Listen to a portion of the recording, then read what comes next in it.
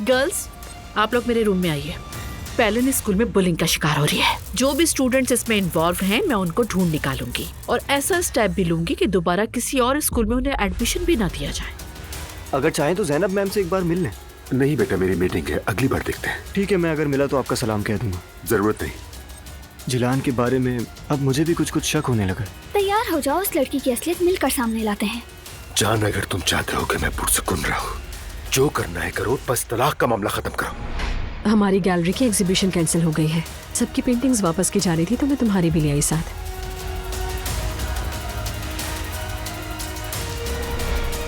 मैं आपको अपना आइडियल समझता हूँ अब्दुल्ला साहब, आपको बाबा कहना चाहता हूँ।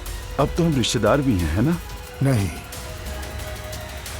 Good evening everyone. ये क्या है? खिंजीर है ना ये? अभी तक बच्चों का कमरा नहीं देखा तुमने? ये जो खिंजीर है ये हमारे दीन में हराम है और मेरे माँ बाप दीनदार लोग हैं, उन्हें ये दीवार पे नहीं अच्छा लगा। कभी कोई जानवर, कभी गुनाह, कभी कुछ और, सब मिलकर किसी साइकियाट्रिस्ट को क्यों नहीं दिखा देते? अगर तुम लोगों को दीन की इतनी समझ होती तो क्या ही बात थी। मैं एक लम्हा भी नहीं रह सकती यहाँ। हाँ ठीक है, जाओ अपनी माँ के पास जाओ।